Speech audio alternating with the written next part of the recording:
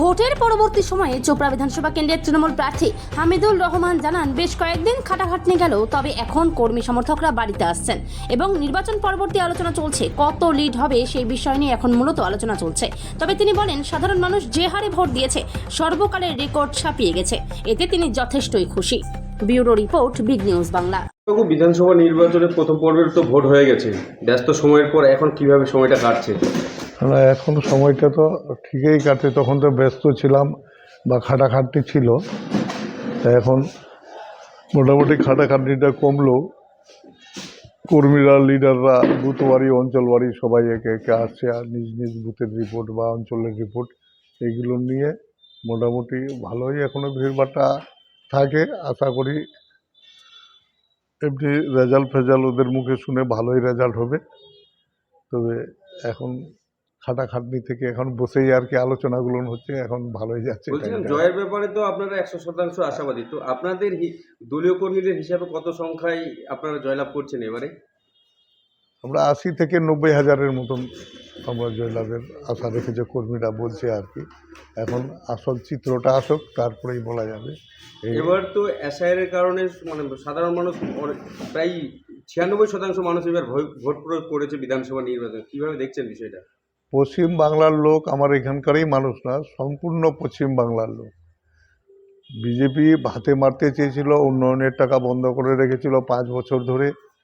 Job কার্ডের টাকা, এনআরজিএসের টাকা, ইন্দিরা আবাস ঘরের টাকা, এবং যেটা এসআইআরের নাম কাটাকাটি করলো, যত এরা সাতাইছে, মানুষ তার বদলা নিয়েছে এবার।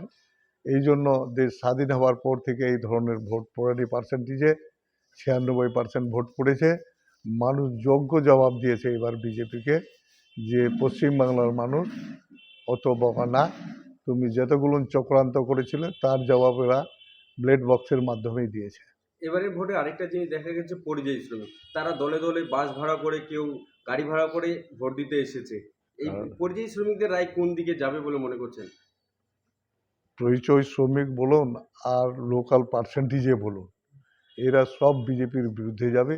পরিচয় শ্রমিকরা আমাদের থেকে বেশি হয়রানি হয়েছে। ইউপি, বিহার, দিল্লি এইগুলোতে কাজ করতে গিয়ে যা মার খেয়েছে, যা বেইজ্জতি উঠাইছে, এদের রাগ ফুসতে ছিল সবারই।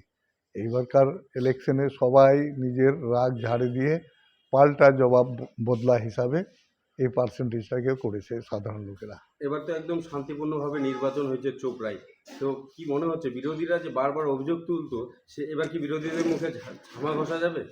বিরোধীদের লজ্জা নাই।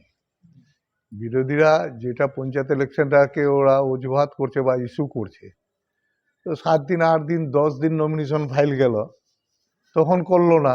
লাস্টের দিন সিপিএম, কংগ্রেস, বিজেপি জোট বাদ দিয়ে এরা চক্রান্ত করে একটা নিরীহ ছেলেকে মার্ডার করাইছে। আর আমাদের ঘাড়ে এখনো বদনামটা রাখেছে যে সন্ত্রাস চলছে, সন্ত্রাস চলছে। এর আগেও তো লোকসভা ভোট হয়েছে, কয়টা লোক মরেছিল, কি সন্ত্রাস হয়েছিল।